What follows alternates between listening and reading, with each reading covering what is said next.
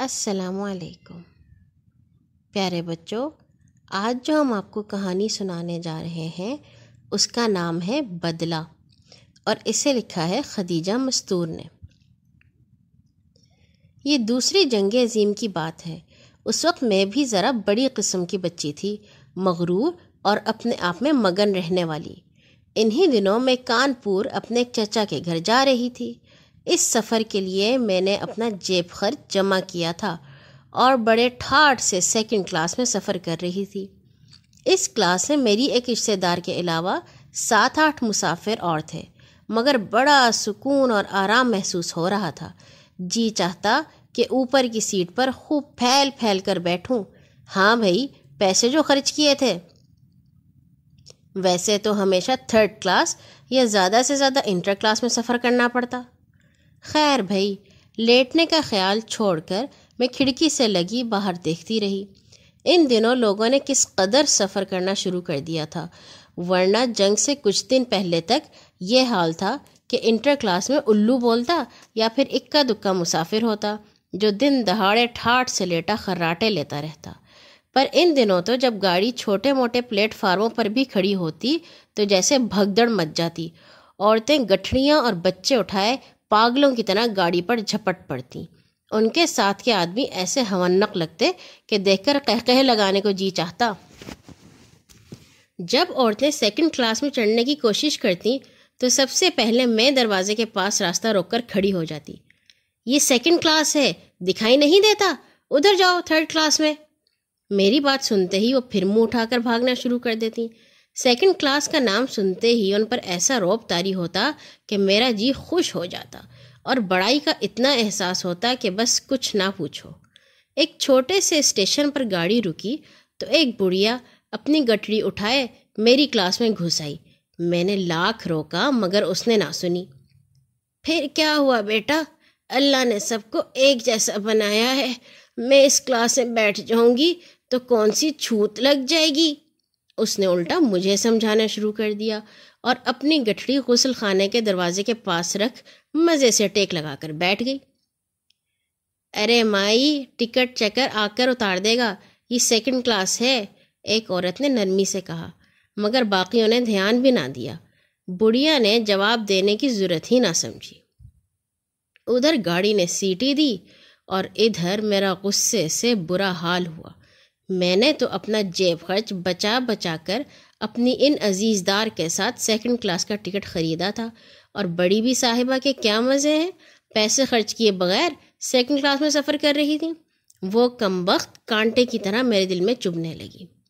اگلے اسٹیشن پر گاڑی رکی تو میں پوری گردن کھڑکی سے باہر نکال کر جھانکنے لگی کہ کہیں ٹکٹ چیکر نظر آ جائے تو بڑھیا کو مزہ چکھوا دوں، مگر جناب وہ تو جیسے کہیں افیون کھا کر سو گیا تھا۔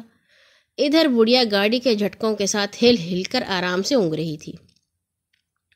ادھر سر کو، مجھے غسل خانے میں جانا ہے، میں نے روب سے کہا۔ وہ اپنی گٹھڑی ہٹا کر ایک طرف سے رکھ گئی، مگر جانے منہ میں کیا کہتی رہی، ایک بھی لفظ سمجھ میں نہ آیا۔ اس کے بعد تو مجھے ترکیب سوجھ گئی۔ بس ہر 15-20 منٹ کے بعد غسل خانے کی طرف منہ اٹھ جاتا اور بڑھیا سرک سرک کر عاجز آ گئی۔ ایک بار جو میں اندر جانے لگی تو بڑھیا نے نہ جانے کیسی نظروں سے میری طرف دیکھا۔ کیوں تنگ کرتی ہو بیٹا؟ ہم تو ادھر نیچے کونے میں پڑے ہیں، یہ گاڑی تمہاری ہے نہ ہماری، سب کو اتر جانا ہے۔ واہ، ہمارے پیٹ میں درد ہو رہا ہے۔ میں اندر چلی گئی، مگر جب باہر نکلنے کے لیے دروازہ کھولا تو بڑھیا وہیں لیٹ کر سو گئی تھی۔ میں نے پہلے تو اسے جگانے کی کوشش کی، مگر جب نہ اٹھی تو اسے پھاند کر باہر آ گئی۔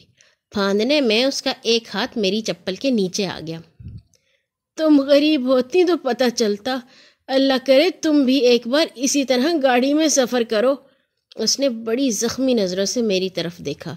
میں جانے کیوں ڈر سی گئی۔ ہوش میں رہ بڑھیا، ذرا سا لڑکی کا پاؤں لگ گیا تو باتیں بناتی ہے۔ ایک تو اس نے بیٹھے رہنے دیا، اس پر اتنا اونچا دماغ دکھاتی ہے، حد ہے بھائی۔ میری عزیز دار زور سے غرائیں۔ نیکی کا زمانہ نہیں، ابھی ہاتھ پکڑ کر نیچے اتار دیں تو پتہ چلے، ایک عورت نے برا سا منہ بنا کر کہا۔ غصہ تو مجھے بھی آ رہا تھا مگر کچھ کہا نہ گیا۔ بڑھیا نے کسی کو جواب نہ دیا، ایسی مست ہو کے بیٹھی جیسے کچھ سنا ہی نہ ہو۔ اس کے بعد جو اسٹیشن آیا تو بڑھیا اتر گئی۔ ایک اسٹیشن کے بعد ہماری منزل بھی آ گئی۔ میں بڑھیا کو بھول گئی۔ چاچا جی اسٹیشن پر موجود تھے اور انٹر کلاس کے ہجوم میں مجھے تلاش کر رہے تھے۔ میں نے بڑی مشکل سے آوازیں دے دے کر انہیں اپنی طرف متوجہ کیا اور بڑی ٹھاٹھ سے سیکنڈ کلاس سے اتر کر ان سے ملی۔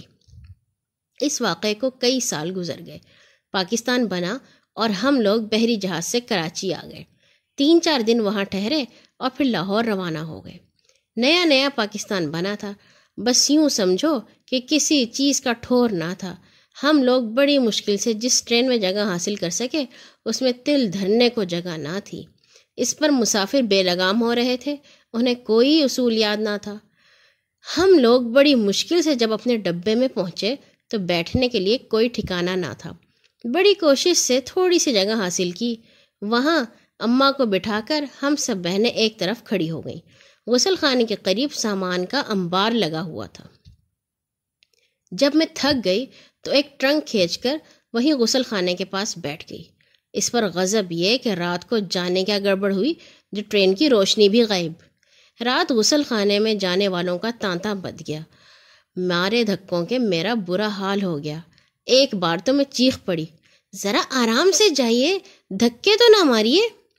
واہ، پھر ہوائی جہاز سے سفر کیا ہوتا، بڑی نازک مزاج ہیں بیچاری۔ اور جب کوئی اس اندھیرے گھپ میں غسل خانے سے نکل رہا تھا تو میرا پاؤں اس کی چپل کے نیچے پچی ہو گیا۔ میں درد سے بلبلا اٹھی۔ فوراً مجھے وہ بڑھیا یاد آ گئی۔ کئی سال گزرنے کے بعد بھی اس بڑھیا کی بددعا نے میرا پیچھا نہ چھوڑا تھا۔